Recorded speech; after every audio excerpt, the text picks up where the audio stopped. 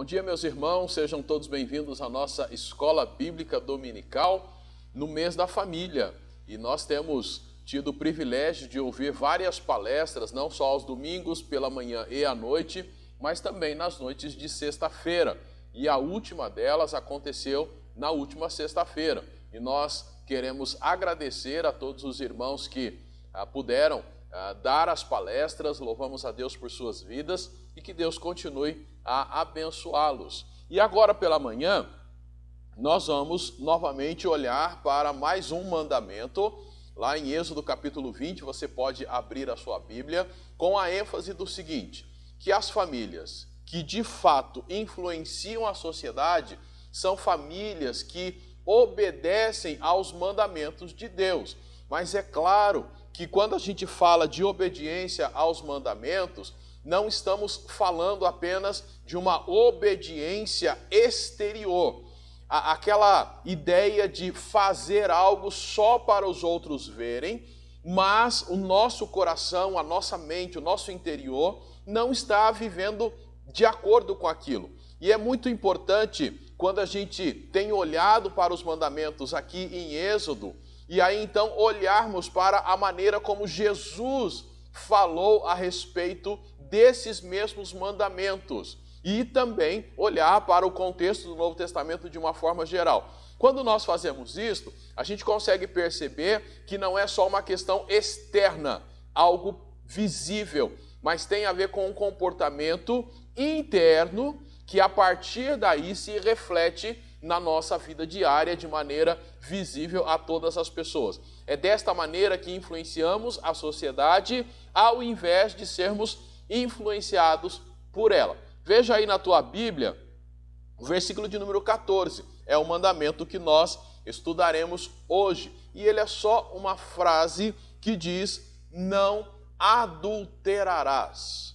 Lendo novamente, Êxodo 20, versículo 14, não adulterarás. E a ideia hoje, então, é pensar no seguinte, que famílias que influenciam a sociedade são fiéis, mantém a fidelidade. Quando a gente olha para a palavra na Bíblia, no que diz respeito à imoralidade sexual, basicamente nós temos duas palavras, uma delas é adultério e a outra é fornicação. A fornicação é dizendo respeito aos solteiros, pessoas solteiras ou que estão sem nenhum envolvido em nenhum compromisso de casamento, pessoas então que estão fora do casamento e vivem de maneira íntima com outra pessoa ou têm alguns momentos de relacionamento íntimo com alguém. Então, pessoas nessa condição estão fornicando. É possível, é claro, que um solteiro venha a se envolver com alguém casado. Então aí vai misturar, por um lado, a fornicação, por outro lado, o adultério, visto que o adultério tem a ver com pessoas que estão dentro de um relacionamento de casamento. E quando a gente usa essa palavra casamento, é dentro do contexto que a gente entende bíblico, né? O casamento realmente instituído por Deus, abençoado pelo Senhor, e não só um juntar de pessoas que hoje a lei acaba chamando de casamento, mas na nossa mente ainda prevalece aquilo que Deus estabeleceu na sua palavra. Então, quando a gente fala de adultério, este mandamento ele deve e pode ser aplicado tanto para solteiros quanto para casados. Tanto o solteiro quanto aqueles que são casados, a mesma palavra é para os dois, manter-se fiel. O jovem, no caso, mantendo-se fiel ao seu relacionamento com Deus e guardando-se para o seu futuro cônjuge. O casado, mantendo sua fidelidade para com Deus e para com o seu cônjuge. É isto que a gente consegue perceber. O problema da nossa sociedade, e por isso que esse mandamento é tão importante até os dias atuais, é que hoje em dia o ser humano, digamos assim, ele se tornou uma coisa, ele foi coisificado, vamos assim dizer. Eu não olho mais para o ser humano, para o próximo, com aquele olhar que a Bíblia manda nós termos, que é um olhar de amor, de cuidado para com essa pessoa. Mas hoje em dia nós somos incentivados a olhar para o próximo como uma coisa que eu posso simplesmente pegar, usar e descartar. E o próximo acaba olhando para mim também dessa mesma forma. Alguém que ele poderá usar e depois descartar quando quiser. Porém, quando a gente vai para a Bíblia, a gente descobre que não, o ser humano não é uma coisa qualquer. O ser humano foi criado por Deus, é amado por Deus, e os seres humanos são chamados a amar o próximo, assim como amam a si mesmos, e olhando para o Novo Testamento, assim como foram amados pelo Senhor. Então, quando a gente fala de adultério, envolve todas as pessoas, e envolve, acima de tudo, o plano de Deus. Qual é o plano de Deus? Quando Deus criou homem e mulher, ele criou estes seres, criou o ser humano com desejos. E é muito natural sentirmos este desejo no que diz respeito à sexualidade. E Deus criou um meio seguro para este desejo ser colocado em prática, sem problema nenhum, sem culpa nenhuma, sem pecado nenhum. E o meio que o Senhor Deus criou foi o casamento. E é isto que a gente quer enfatizar com os irmãos, mostrando que uma das grandes dificuldades que nós temos é, claro, o pecado que entrou no mundo, e a partir disso o ser humano deixou de amar o próximo, consequentemente, tendo deixado de amar a Deus, deixou de amar o próximo, vê o próximo como uma coisa que ele pode usar e descartar quando quiser. E aí entra o nosso desafio, como cristãos, para influenciarmos a sociedade e não sermos influenciados por ela, nós precisamos olhar para este mandamento e entender, nós devemos manter-nos fiéis, primeiramente a Deus e fiéis também ao próximo quando estamos em relacionamento com ele, dentro do casamento. Por isso, meus irmãos, nesta manhã, a nossa ideia é olhar para este mandamento, ao mesmo tempo olhar para aquilo que o nosso Senhor Jesus falou a respeito dele e trazer desafios para as nossas famílias. Primeiramente, como que Jesus falou, como que ele tratou essa questão do adultério? Vai lá para Mateus capítulo 5. Capítulo 5 de Mateus, versos 27 e 28. Mateus capítulo 5, versos 27 e 28. Como o Senhor Jesus tratou, como que ele ensinou essa questão. Neste capítulo 5, a gente vai observar que Jesus vai lembrar dos mandamentos que foram dados lá no livro do Êxodo. Só que aqui ele amplia o sentido, a maneira de tratar o assunto. E o versículo 27 diz, ouvistes que foi dito, Jesus está falando, não adulterarás. E aí Jesus continua, verso 28, eu, porém, vos digo que todo aquele que olhar com desejo para uma mulher já cometeu adultério com ela no coração. Percebe aquilo que falamos no começo? Os mandamentos, quando dados lá, a ênfase, e a gente viu isso quando estudou Levítico, a ênfase era exterior. Por quê? Porque todo aquele processo exterior apontava para aquilo que Cristo iria fazer no nosso interior. Mas aquele sistema inicial não era capaz de lidar com o interior das pessoas. Como diz o autor aos Hebreus, não aliviava, não limpava a consciência.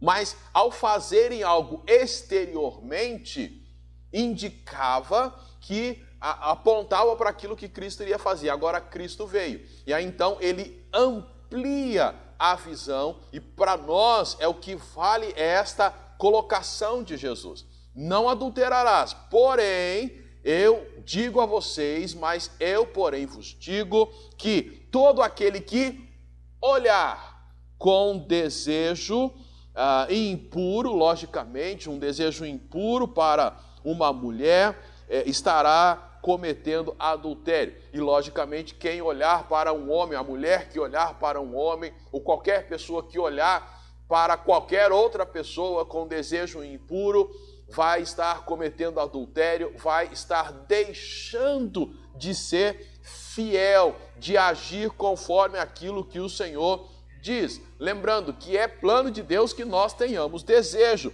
é natural que seja assim.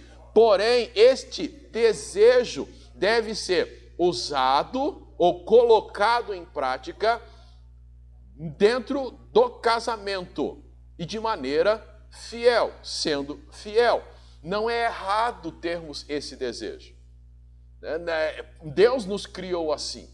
É claro que todos nós nos sentiremos atraídos pelo sexo oposto, de acordo com aquilo que a Bíblia ensina, e isto não é errado. Só que eu preciso cuidar para que, ao olhar para a pessoa, para outra pessoa, sexo oposto, eu tenha cuidado para não pecar, primeiramente com a mente e futuramente com atos. O Martinho Lutero, ele ensinava aos seus alunos o seguinte: eu não posso, ou nós não podemos impedir que pássaros sobrevoem sobre nossa cabeça, mas nós podemos impedi-lo que ele venha e faça ninho sobre a nossa cabeça. E ele continuava: da mesma forma, não há como impedirmos as tentações de surgirem, mas podemos sim cuidar para não cairmos em tentação. Consegue observar? Nós vivemos num mundo em que a atratividade nesta área sexual é muito grande. Você sai às ruas, você vê pessoas, você automaticamente percebe que há beleza nessas pessoas. E por que há beleza nessas pessoas? Porque quem as criou foi Deus. Nós nos sentimos atraídos, os homens são atraídos por aquilo que vem, as mulheres, apesar de estarem sendo, digamos assim, está se tentando mudar essa cultura para que elas sejam atraídas por aquilo que vem e talvez até sejam um pouco atraídas por isso, mas normalmente as mulheres, da maneira como Deus criou, pelo menos a forma como percebemos, é que elas são mais atraídas por aquilo que elas ouvem, elas são atraídas pelo trato em si. Então, tanto homens como mulheres têm a maneira de serem atraídos. Normal até aí. Mas podemos sim impedir de cair na tentação. É basicamente isso que Jesus ensinou. Porque até então, quando ele conversa com os seus discípulos, até então eles entendiam que adultério era só quando havia o ato. Mas Jesus acrescenta, não é só quando há o ato, mas o adultério, ele já começa aqui, na cabeça. Portanto, hoje eu citei a questão de quando saímos à rua, mas com toda a tecnologia que nós temos, o adultério não precisa, de acordo com Jesus, se ele acontece na mente, a gente não precisa necessariamente sair à rua para ver, mas nós podemos ter acesso a imagens e podemos sim estar na prática do adultério ao contemplarmos imagens, ao vivenciarmos algumas coisas aí, digamos assim, na mente, sonhando com algumas coisas, e estas coisas não diz respeito ao nosso cônjuge, e aquilo também que pensamos diz respeito a alguém que não é o nosso cônjuge, pensando nos solteiros. Se você é solteiro, se você está sozinho, digamos que o teu relacionamento agora é com Deus. Ponto final. Quando casado, o seu relacionamento é com Deus e nesta área em específico envolverá outra pessoa que é o seu cônjuge. Então você deve se relacionar com ela, manter-se fiel a ela, e o solteiro deve se manter fiel à pessoa com quem ele tem relacionamento. Quem é? Deus. E quando Martinho Lutero ensina isso, ele também nos ajuda a pensar que é importante que nós mantenhamos o nosso relacionamento com o Senhor, que nós mantenhamos a nossa vida em constante alerta, sejamos solteiros ou sejamos casados, totalmente alertas. Veja o que foi dito lá em Mateus 19, vai aí algumas páginas à frente, Mateus 19, versos 5 e 6. O próprio Senhor Jesus falando a respeito do divórcio, aí no capítulo 19, ele vai falar aqui, versículo 5, e ordenou, por isso, o homem deixará pai e mãe e se unirá à sua mulher, e serão os dois uma só carne. Verso 6, assim, não são mais dois, mas uma só carne, portanto, que Deus uniu, não separe o homem. Martinho Lutero, o que ele ensinava é, cuidado com o que passa aí pela tua cabeça, não deixe que se torne, não faça ninho, não se torne aí uma ideia que você vai alimentando. Por quê? Porque Deus separou você para o seu cônjuge para você. E nada deve separar vocês. E a ideia aqui, nada deve separar vocês, não só no aspecto do divórcio, no sentido de cada um vai para um canto, mas também no sentido de, estando juntos, estão separados porque um dos lados ou os dois vivem fantasias adúlteras. A mesma coisa para os solteiros, uma vez que ele está solteiro, o relacionamento dele único é com o Senhor. E ele não pode, de forma alguma, permitir que pensamentos e atos o faça trair Jesus. Então é muito importante, e primeiro desafio para a família é que nós lembremos da maneira como Jesus ensinou. Não é só a prática, o ato em si, mas é a mente. E aí a gente tem que cuidar da nossa mente, cuidar da maneira como alimentamos a nossa mente, para que não venhamos a escorregar, não venhamos a permitir que estas coisas às quais temos acesso, conversas, mídias, a falta da palavra de Deus, a mente vazia. Desde criança a gente ouve muito isso, a mente vazia é oficina do diabo. Então cuidado para não manter a sua mente vazia, mantenha-a ocupada com a palavra de Deus, para que você mantenha-se fiel tanto a Deus quanto ao seu cônjuge, e no caso dos solteiros, mantenham-se fiel a Deus, e aí eu vou acrescentar, ao seu futuro cônjuge. Guarde-se totalmente para ele. O adultério, a gente sabe disso, ele é extremamente prejudicial. Percebe que Deus organizou os 10 mandamentos, sendo os primeiros ligados ao nosso relacionamento com Deus e os demais ligados ao nosso relacionamento com o próximo. Sendo então, primeiro, amar a Deus sobre todas as coisas e ao próximo como a ti mesmo. Não adulterarás está referindo-se ao nosso relacionamento com o próximo. Portanto, quando eu adultero, eu estou demonstrando falta de amor para com o próximo.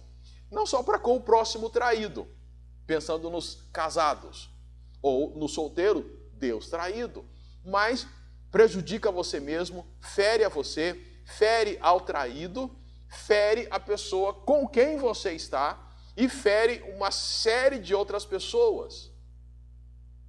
Filhos, os seus próprios familiares, pai, mãe, sogro, sogra, amigos, pessoas que olhavam para vocês como casal, como pessoa, e puxa, que legal, vocês são exemplo para nós, e de repente vocês estão aí numa situação em que se envolveram no adultério, seja ele um ato, ou seja ele, como a gente usa muito hoje, virtual. Você está traindo, você não está sendo fiel. O que o adultério provoca é algo extremamente ruim, mas muito ruim. Ele desonra o corpo. Se você olhar em Romanos, capítulo 1, verso 24. Romanos, capítulo 1, verso 24. Nós vamos encontrar a ideia dessa desonra ao corpo. Romanos 1, 24. Veja aí na sua Bíblia.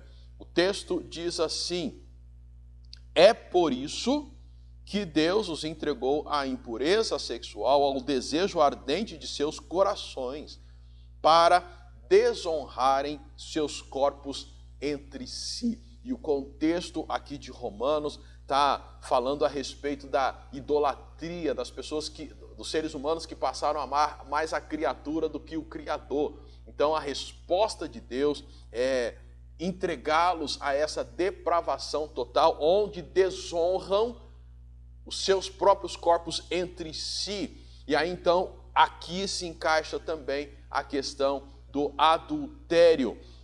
O adultério é um problema porque nos leva também a uma traição, como já citamos, ao próprio Deus. 1 Coríntios capítulo 6, versos do 15 a 20.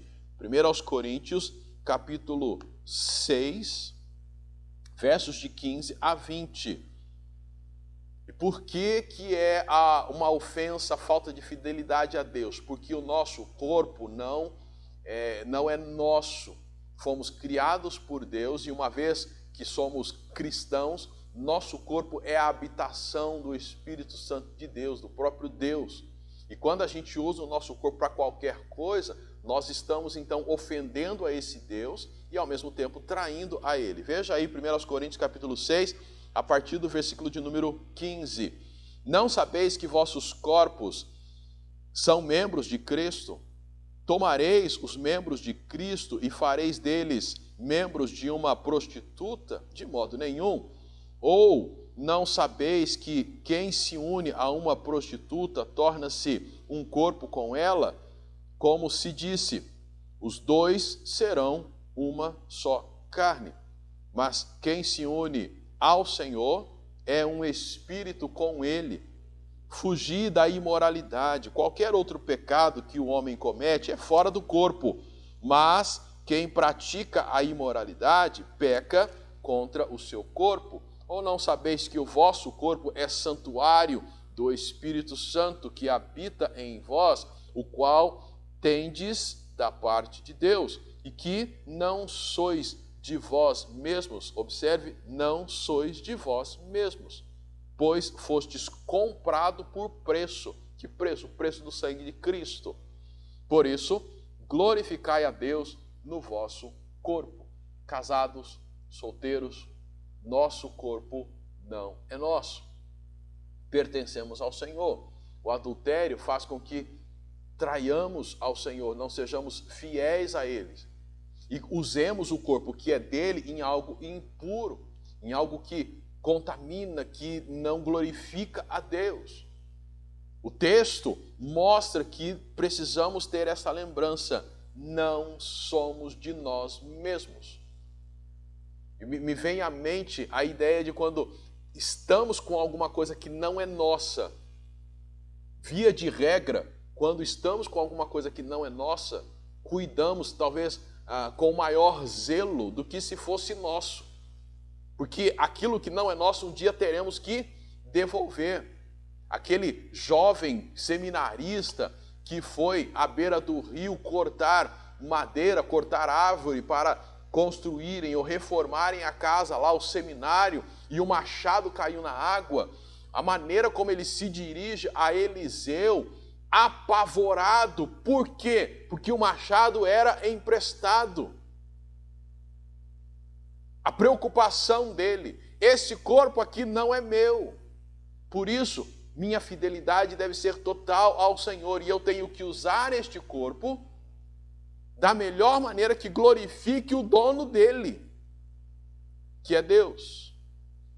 Então eu não posso me esquecer disso. Além disto, para os casados, nós precisamos lembrar que o nosso corpo pertence a Deus, e não sou eu também quem o domino, pensando no relacionamento com o meu cônjuge.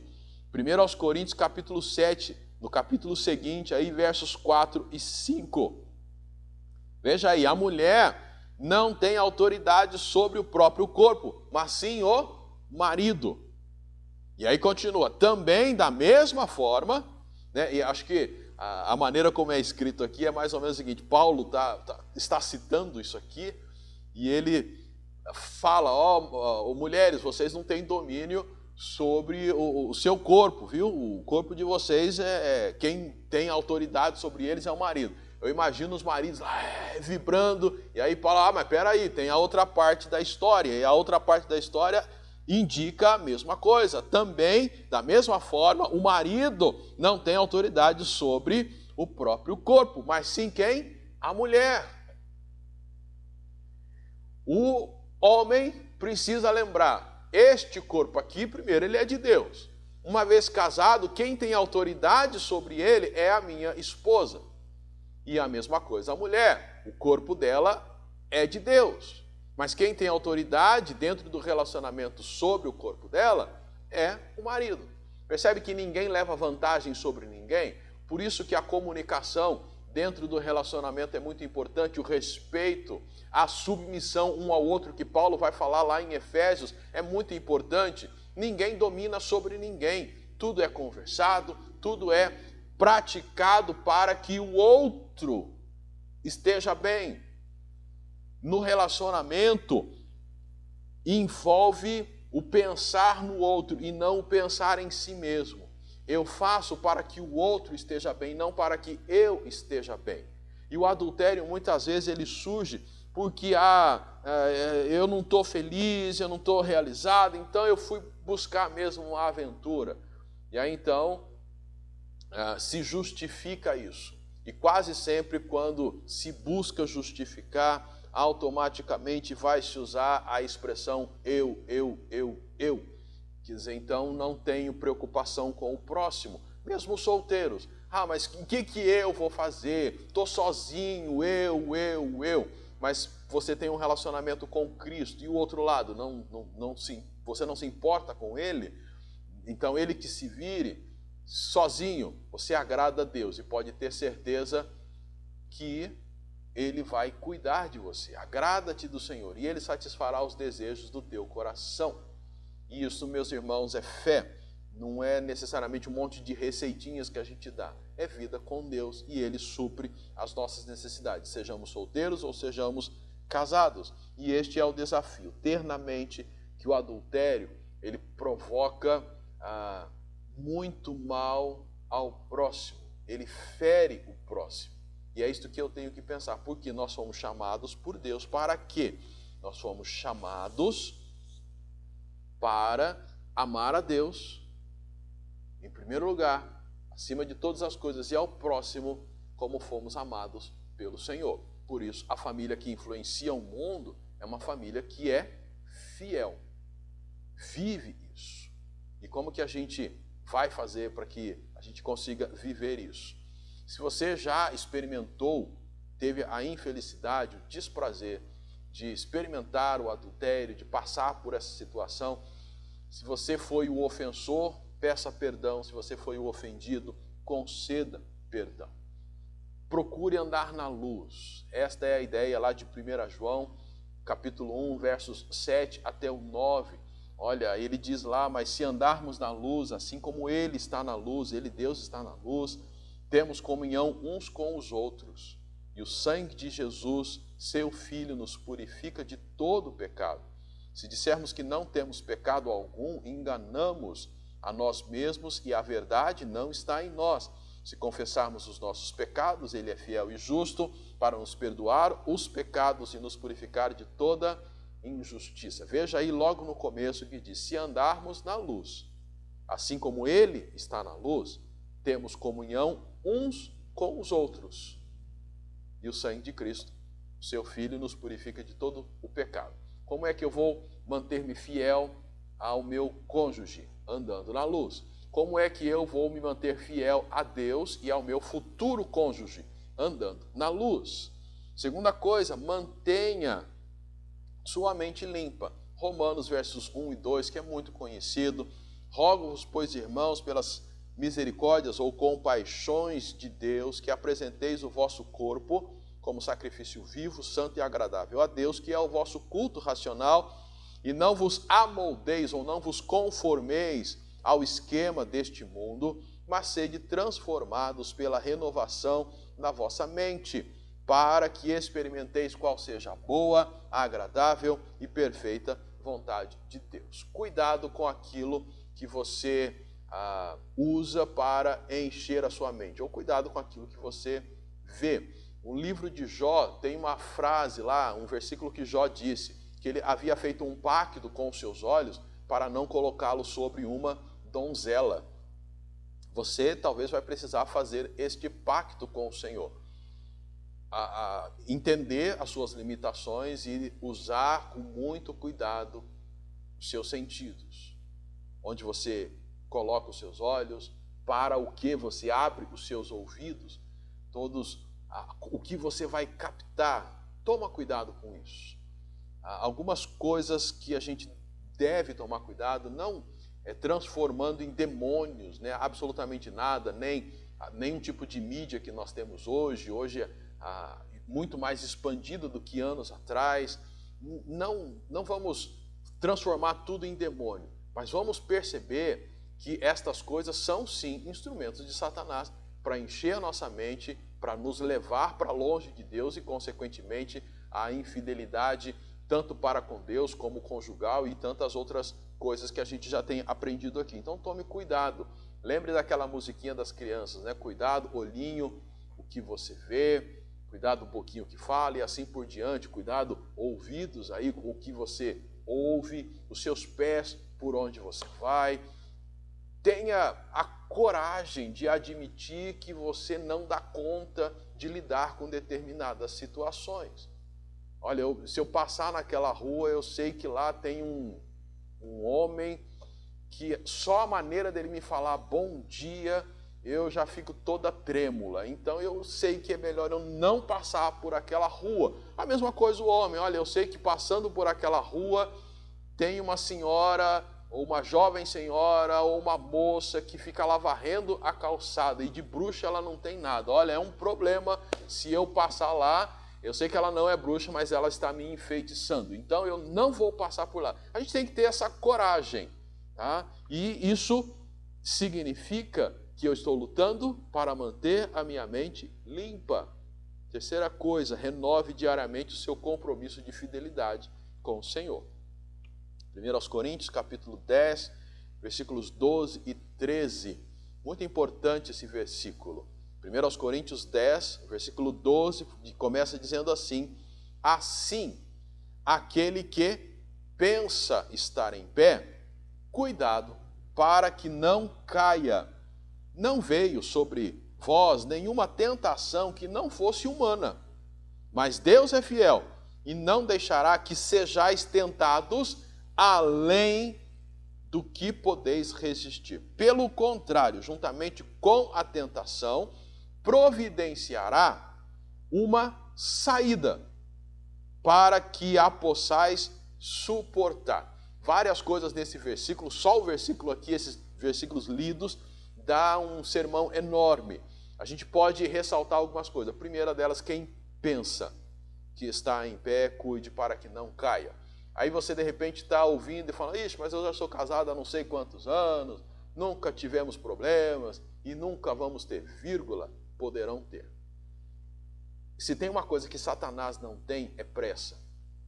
Quando Jesus foi tentado no deserto, o livro de Lucas registra para nós que após todas as tentações, o diabo foi embora esperando o momento oportuno.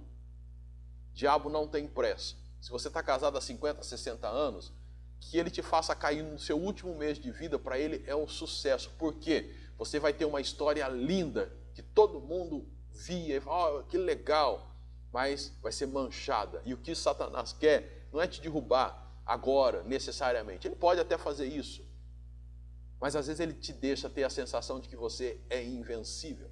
E aí é onde você cai. Então, se você pensa que está em pé, cuidado. Renove a cada dia o seu compromisso de fidelidade com o Senhor. Tá? E aí outra coisa muito importante está no versículo 13. As tentações que nós temos são humanas. Não são extraterrestres. São humanas. E aí a outra coisa, Deus é fiel e não deixará que sejais tentados acima do que podeis suportar. Essa é uma informação muito importante.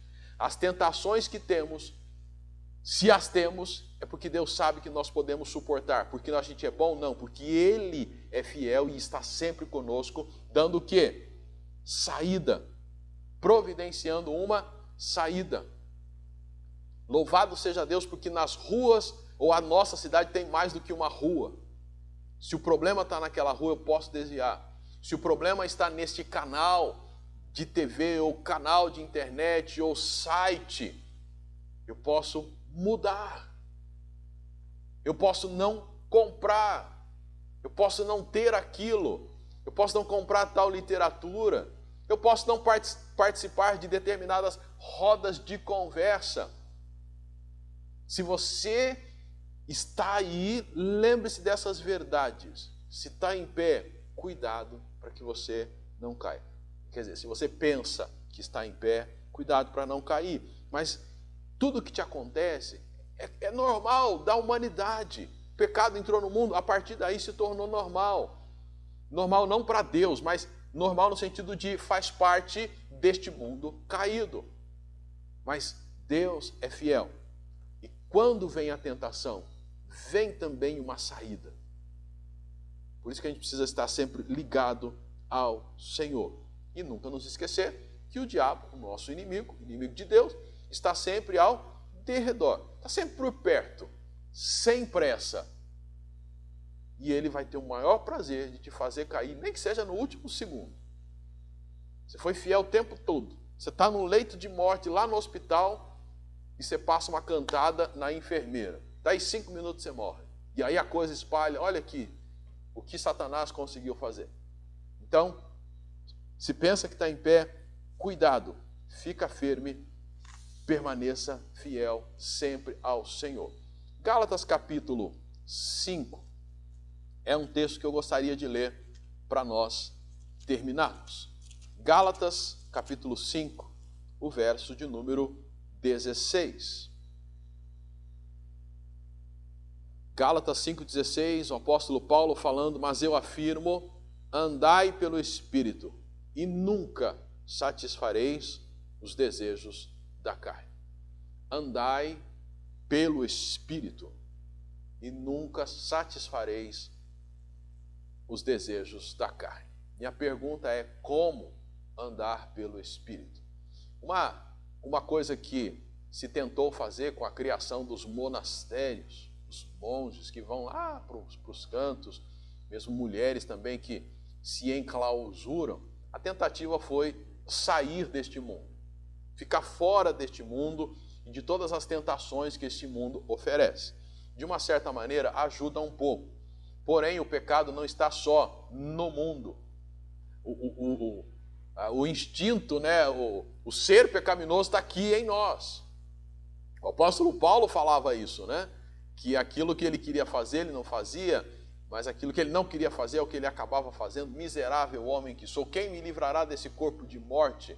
Então a nossa natureza pecaminosa, a gente pode ir para o Alasca, o Alasca ainda tem gente, mas um lugar deserto, só você lá. A tua natureza pecaminosa está lá e você ainda vai ter, a sua mente vai ter que lutar contra o pecado. Como que eu faço isso? Como que eu ando pelo Espírito? É exatamente isso. É neste mundo, como Jesus orou em João 17, não peço que os tires do mundo, mas que os livres do mal. É neste mundo cheio de pecado, cheios de atratividade, cheios de possibilidades, cheios de novas ideias, tentando moldar a nossa mente, é que nós podemos sim andar pelo Espírito. De que maneira? Daquela maneira que você já sabe. É buscar conhecer a palavra de Deus, buscar ler a palavra de Deus, ter tempo com a palavra de Deus, investir tempo de qualidade com a palavra de Deus, reconhecer que mais tempo com a palavra e menos tempo com outras coisas é o melhor para a tua vida. E vida, claro, de oração. Enquanto estava nesta semana junto aos PMs, o texto que a gente usou foi Neemias 2,4, em que Neemias, diante do rei, faz uma rápida oração. E o desafio para os policiais, para todos nós naquela manhã, foi o seguinte: olha, que a gente passe o dia tendo rápidas orações.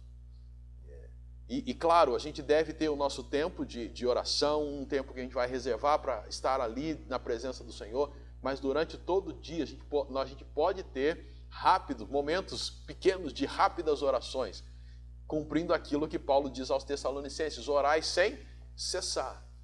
É desta maneira que andamos pelo Espírito.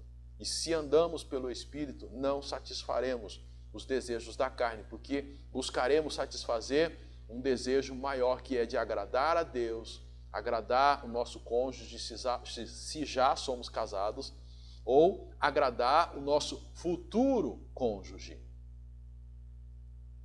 E é isso que nós temos que fazer. É desta maneira que nós temos que viver. Solteiros, quem está aí viúvo, mesmo se já está na condição de divorciado, guarde-se para Deus e seja fiel a Ele, guarde-se para o seu futuro cônjuge. Aqueles que são casados, mantenha-se fiel a Deus, mantenha-se fiel ao seu cônjuge. Pais, converse com os filhos sobre a palavra de Deus, sobre essa questão da sexualidade. Ajude-os a entender este assunto à luz da palavra de Deus. Ajude-os a entender conforme eles forem crescendo e for sendo necessário ampliar as informações. Mostre para eles pela Bíblia como é maravilhoso esse desejo que Deus colocou em nós. E como é maravilhoso colocar em prática este desejo no local mais seguro que existe para colocá-lo em prática, que é o casamento.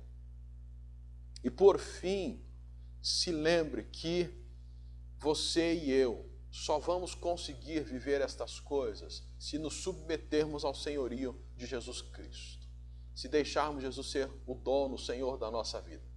Não tem como eu arregaçar as mangas e falar: agora sim eu vou cumprir tudo isso. Olha, ninguém cumpriu. Foi por isso que Jesus teve que vir. Porque por meio dele é que nós conseguimos cumprir essas coisas. É por isso que a gente tem que andar pelo Espírito. Por nós mesmos a gente não consegue.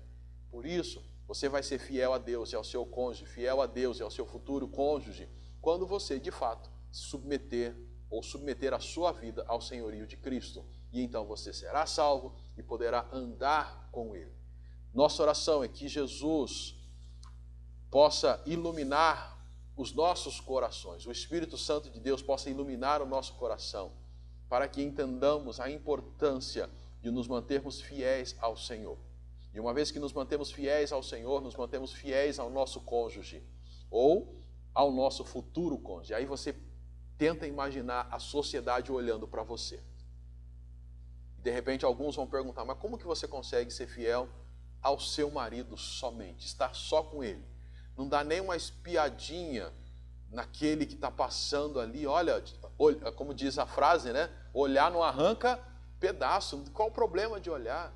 De repente nós homens ouvirmos de outros homens: como que você consegue ficar só com uma mulher, só com a sua esposa? Uma saidinha, você não vai trair a sua esposa, você continua amando a ela, você é só físico.